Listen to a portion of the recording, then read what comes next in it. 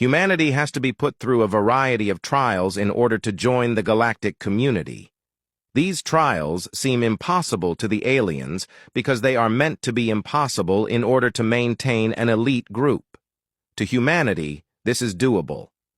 All due respect, Senator, but are you shitting me? We passed the tests you set out for us. We conquered faster-than-light travel. We united under a single voice for representation in the Galactic Senate. We cured half a dozen causes of death, and we made a real AI. Now you're telling me there's more? Devin Galeria, the human representative to the Galactic Senate, was rapidly nearing the edge of his considerable patience. He'd been away from Earth for over 5 years, trying to break into the most exclusive club in all of known space, not just for his own benefit, but for the benefit of every human. Derrick, the senator tasked with overseeing Earth's membership application, stood in front of Devin and half-shrugged the upper third of its gelatinous body. Devin had never really figured out all the new body languages and tells, but he was becoming accustomed to Derrick's mannerisms. Yes, there has been some discussion amongst the membership committee. You must understand that Earth is progressing far faster than any other applicant in history. There are worlds who have had open applications for over 200 of your years. My own world took nearly 60 Earth years, and we were what you would call a shoo-in. Those tasks were supposed to take at least a generation.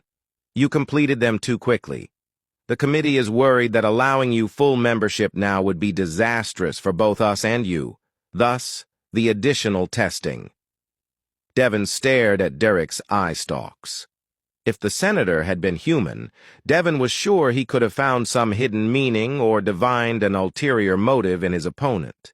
As it was, Devin was forced to take the senator's words at face value. "Fine," Devin said after a pause. "What are your damn tests?" "First, science. You must demonstrate a critical grasp of stellar engineering at a minimum of Class 3. I'll have my assistant send over the technical documents that explain precisely what we'll be measuring." Devin nodded. "Second, xenorelations. The Gisk are a species that have been at war with the Galactic Senate for hundreds of Earth years. You must stop the bloodshed. They have never applied for Senate membership and consider the Senate a tool of the weak to oppress the strong. They treasure warfare as the highest and most noble calling. I do not envy you this task." Devin nodded. "Third, and finally art. You must create a unique and meaningful display. I warn you that this will not be easy. Many of the races in the Senate are quite ancient and long-lived by human standards. To devise a work which is new even to them will be a formidable task." Devin nodded. "Do you have any questions?" Derrick asked. "Any other rules or constraints, time limits, things like that?" "A few details, nothing of importance. My assistant will send over the formal documents if you are willing to accept the challenge. And if I'm not, then, at best, Earth's application will be sent for review for at least an Earth century." 6 months later, Devin hosted a formal reception aboard the USS Agamemnon. Derrick was there, as were a dozen of the most important senators from the membership committee. They stood in front of a giant display window, 10 meters high, looking out into the vastness of space. Drinks and hors d'oeuvres were served, and the entire company had a wonderful time mingling. "Ladies and gentlemen," Devin said from the small stage set up in front of the giant window. The room hushed, and the lights lowered. A small spotlight shined down on Devin as he spoke. 6 months ago, my good friend Senator Derrick brought to me news of a new set of tests from the Galactic Senate Membership Committee. I'll admit, at first I was a little put off by the request, especially considering we had just completed the first set of tests. Then I realized what a truly wonderful opportunity the committee had delivered to us. Devin stepped to the side of the windows. They had laid out 3 tasks: stellar engineering, ending the war with the Gisk, and create a truly unique work of art. I realized that this was a golden opportunity for us to show what humanity could really do. I've invited you all here today to accomplish all 3 goals in a single sweep. Devin checked his watch and then said, Now. The inky blackness of space flared outside the window. Dozens of stars exploded into brilliant displays of light.